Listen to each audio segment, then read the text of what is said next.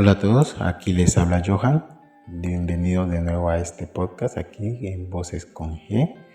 Les habla Johan, anfitrión del sistema y tal vez a esta victoria un poco cerca. Hoy queremos hablar de un tema un poco que puede ser un poco controversial en la comunidad, en el grupo de las personas que tienen TID, y es el mundo interno. ¿Qué pienso sobre el mundo interno? ¿Cuál es mi visión del mundo interno? En el canal ya tenemos como nuestro mundo interno, aunque ha cambiado, y creo que viene la primera característica que al menos a nosotros nos sucede mucho y muy a menudo, y es que nuestro mundo interno es un poco cambiable, voluble, en comparación a veces a cómo veo el mundo interno de otras personas que narran su mundo interno. El mundo interno sería como ese lugar mental, ese lugar, no sé si decirlo cognitivo, donde se representa cómo las personas o cómo las identidades están o habitan ese lugar interno donde hay como un pequeño resguardo, digámoslo así, con una pequeña zona apartada un poco de la realidad, aunque considero que no es que esté apartada, sino que es como un espejo modificado, distorsionado. Y allí va una de las cosas que considero del mundo interno importante, que para mí es un espejo. Algo que siempre me ha chocado y que de hecho he estado leyendo y en el audiolibro que no hemos subido en estos tiempos, en estas últimas semanas no hemos subido, vamos a seguirlo subiendo, acerca de yo atormentado. Habla un poco también de lo que es el mundo interno, de lo que es la caracterización de los alters, como esta representación un poco diferente de lo que es el ser humano, por qué es así. Y desde siempre desde que empecé a hablar, desde que empecé a hablar del TID, de todo eso, siempre tuve como ese pensamiento, esa conclusión de que el mundo interno no es más que un espejo. No es más que un espejo de lo que es la realidad, solo que un espejo que está sujeto a interpretación. ¿A qué me refiero? Precisamente a que lo que es el mundo interno tiene una interpretación válida o coherente de lo que hay en el mundo externo. Por ejemplo, en nuestro mundo interno, algo que hay muy característico, muy representativo, es que siempre está de noche. No hay un día, solo hay una noche más clara, o sea, como un atardecer donde ya no está el sol, está de noche, pero ya no está como tal el sol, sino que está oscuro, y hay una noche mucho más oscura, como una noche cuando hay luna llena, que es una noche clara, donde hay bastante visualización, y una noche donde no hay luna, donde está todo muy oscuro, donde está todo nublado, todo negro. Y eso tiene que ver mucho, al menos en nuestro caso, con el nivel de qué tan consciente soy del área en el que estoy. El área más próxima, donde está la mayoría de los alters, bueno, casi todos ya, a excepción de unos 2 o 3, es un área de una casa con muchas habitaciones, a lo alto de una colina, donde estamos la mayoría. Allí hay claridad a cierto punto, no está todo oscuro, y eso tal vez es como yo lo veo, porque todo es muy subjetivo. Yo considero de que esto del TID dista mucho de la subjetividad, por eso es un trastorno complejo de diagnosticar, complejo de entender, porque todo tiene que verse mucho desde la subjetividad de la persona y del significado que la persona le da. El mundo interno está lleno de eso, de significado. Cada cosa que tú veas, cada cosa que la persona te cuente, debe haber un significado detrás. No hay que quedarse con la envoltura o la representación, sino que decir, bueno, esto se ve así, ¿por qué se ve así?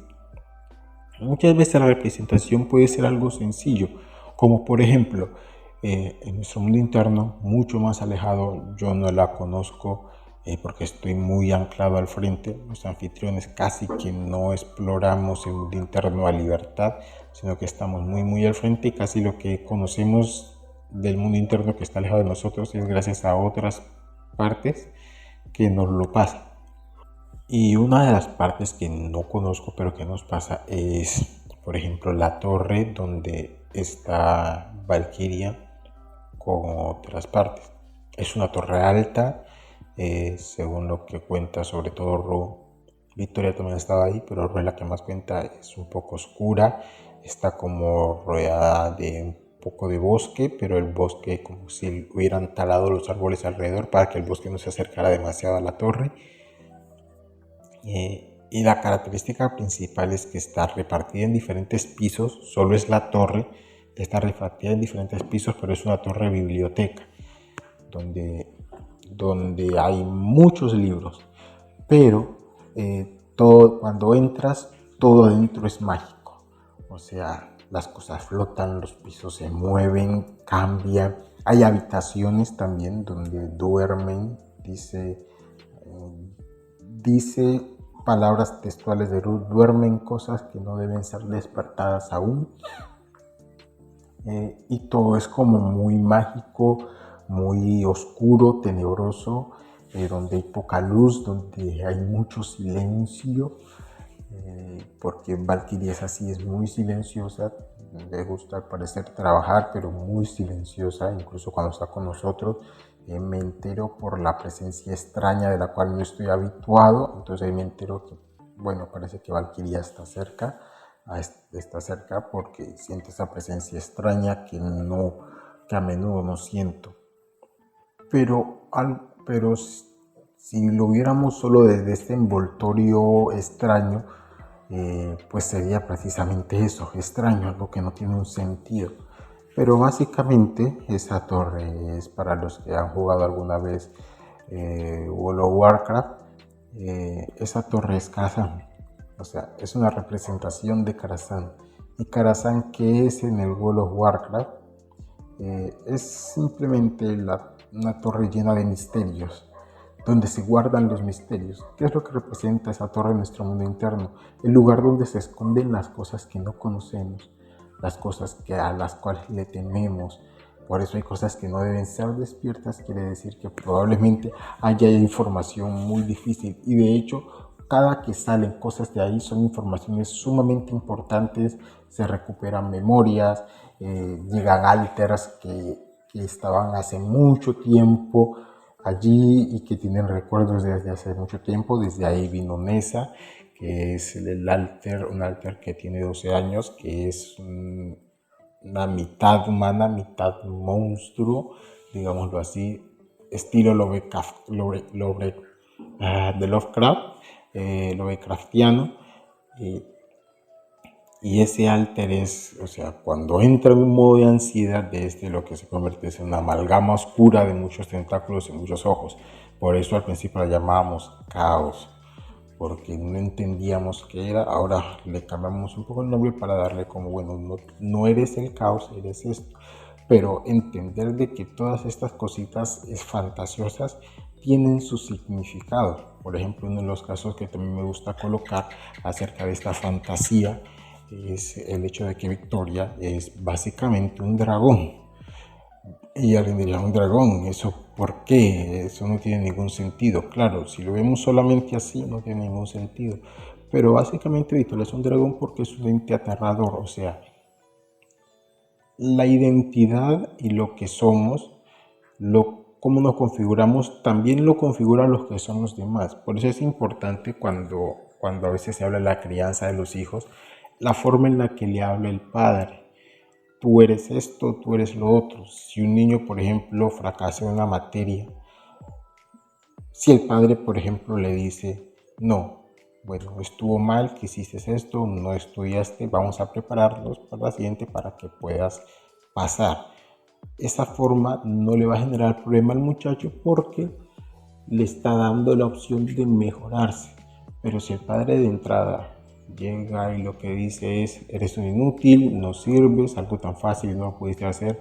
Ya configura a la persona, empieza a configurar a la persona que crea que es un idiota y que toda la vida va a ser un tonto, no va a poder realizar las cosas, porque lo que somos, lo que pensamos, lo que representamos en nuestra mente, lo configuramos nosotros, pero también lo configura nuestro entorno. Igual pasa con las identidades.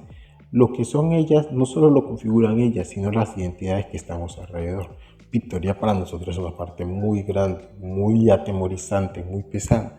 Entonces, y ella misma también se ve como atemorizada, como un monstruo, como algo terrible. Entonces, tanto ella como nosotros le dimos la forma y ella misma se dio la forma de un dragón.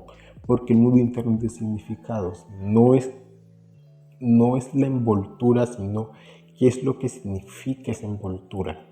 Entonces, ¿qué es lo que significa que Victoria sea un dragón? Que es la parte atemorizante, grande, fuerte, pero también que es una parte protectora, porque los dragones precisamente lo que hacían era eso: custodiar castillos, custodiar tesoros. Bueno, Victoria lo que hace también es custodiar, y básicamente cuando quiere proteger lo que hace es eso: mostrar su forma más agresiva para disuadir a la persona o a la identidad de estar al frente, para disuadirla de hacer lo que quiere hacer. Es como que soy amenazante, y siendo amenazante, pues tal vez tú no te acerques, no te atrevas a hacer algo porque me ves amenazante. Bueno, también estas cosas se reflejan en el mundo interno. Porque hay una torre mágica. Bueno, porque tal vez esa torre lo que está haciendo es resguardar ciertas cosas, ciertos secretos. Pero también hay que tener en cuenta otra cosa: entre más fantasía haya, entre más fantasioso haya en un mundo interno, más fantasía haya, probablemente más disociados esté. Y eso también es algo que siempre también he pensado, porque he visto que a medida de que avanzamos en terapia, avanzamos en, en nuestra evolución interna, la fantasía no es que se vaya, sigue estando allí, pero ya deja de ser tan fantasía y se convierte y se acerca un poco más a la realidad, en el sentido de que empieza a tener explicación. En un principio Victoria para nosotros era un dragón porque era un dragón y listo, y ya. Pero a medida que nos fuimos evolucionando, fuimos conociendo, ya Victoria dejó de ser un dragón porque sí, sino que ya entendíamos por qué era un dragón.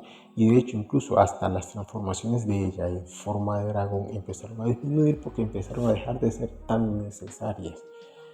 A veces cuando yo veo o escucho que hay personas que hablan de su mundo interno, que relatan de su mundo interno,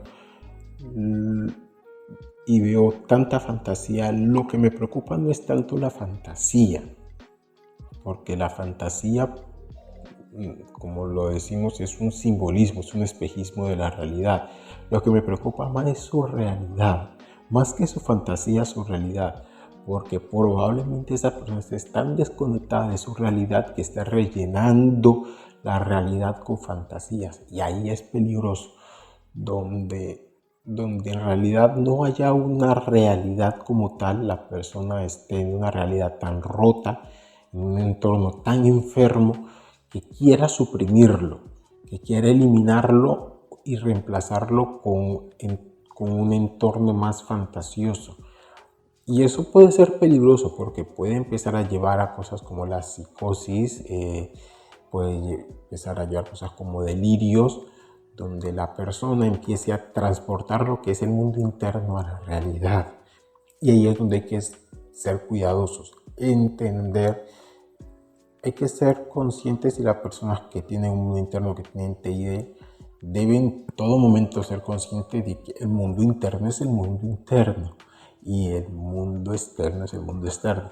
Y no debe haber esa pelea, porque a veces lo que considero o veo es que a veces, bueno, el mundo interno también surge en base a eso, ¿no?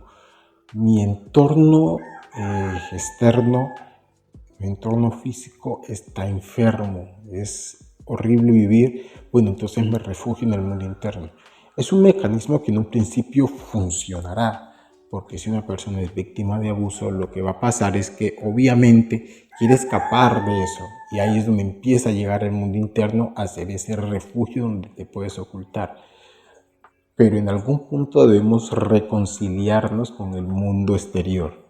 Debemos reconciliarnos con el mundo externo porque si no podemos terminar absorbidos por el mundo interno, donde nuestra vida ya solo gira en lo que pasa en el mundo interno. Debe haber un equilibrio.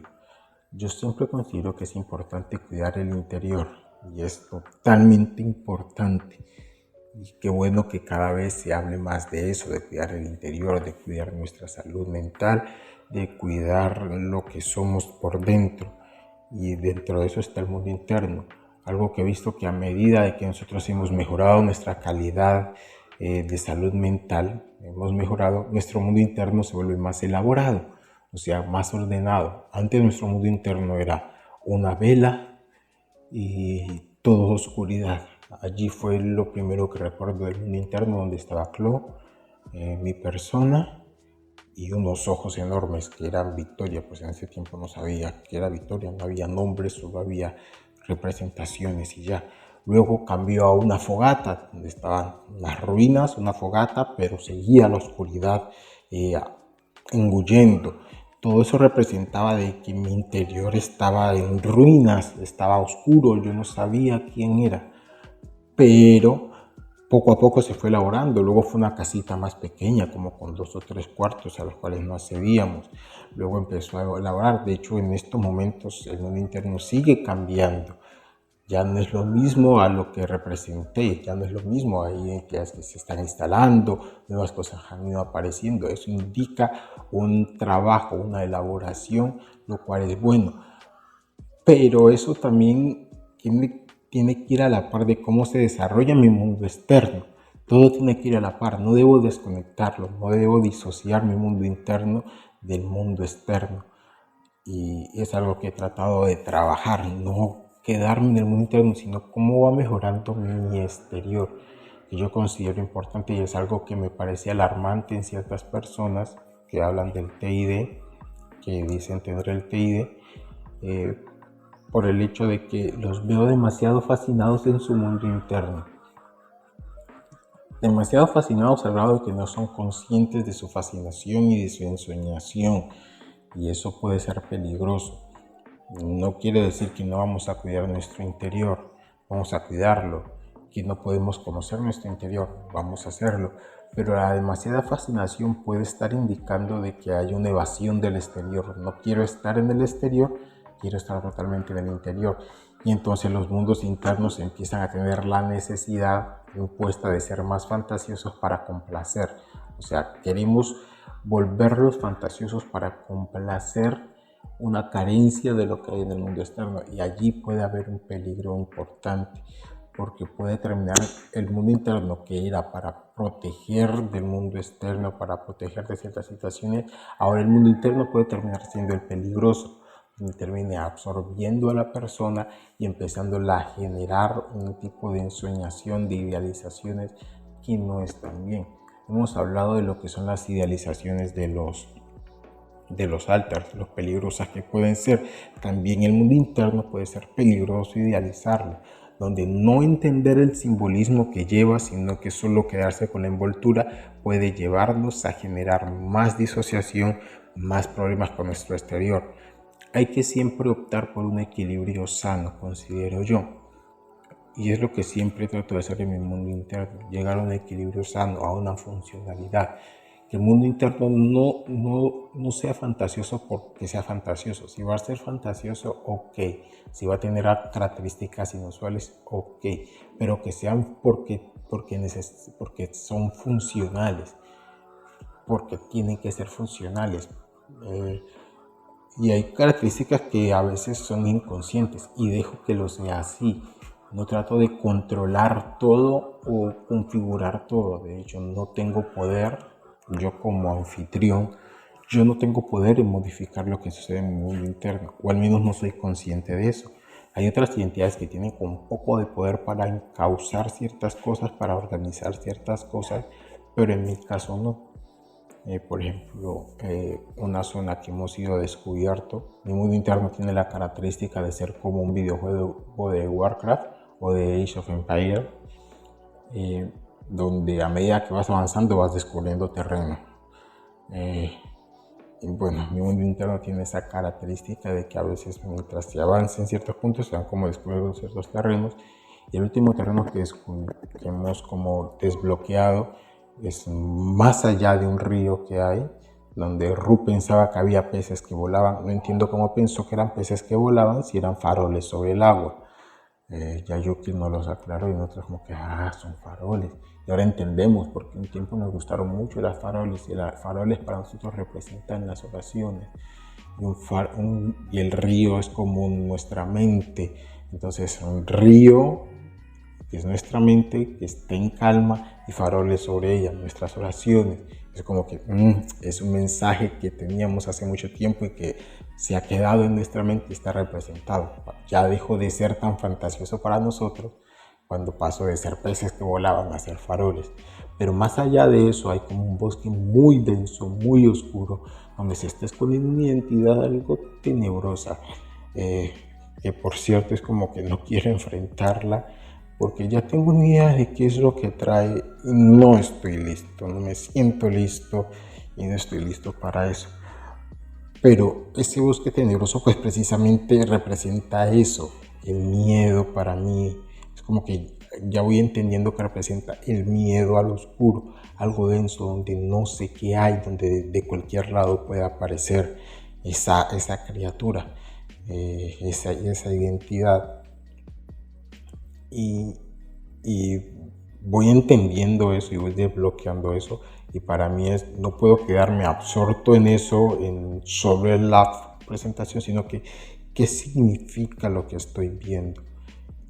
Cuando llego a esa conclusión, las cosas empiezan, es como si hubiera un nudo, una pelota llena de nudo, de agujas, de hilo, pero ya encuentro el hilo por el cual puedo desenredar todo. Es como si encontrar el significado de lo que puede ser, es como ya encontré el hilo desde el cual puedo desenredar todo ese nudo. Entonces es importante para mí eso, que la persona o que las identidades encuentren eso, qué significa mi mundo y qué significa eso que está dentro con lo que está en el exterior. ¿Qué es lo que significa?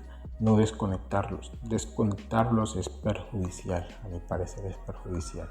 Puedo entender por qué mucha gente lo hace de manera inconsciente, porque todos los que tenemos trastorno de identidad disociativo, tenemos trauma complejo, todos lo hacemos de manera inconsciente, y nuestro mundo interno intenta hacer como esa separación del interno de lo externo.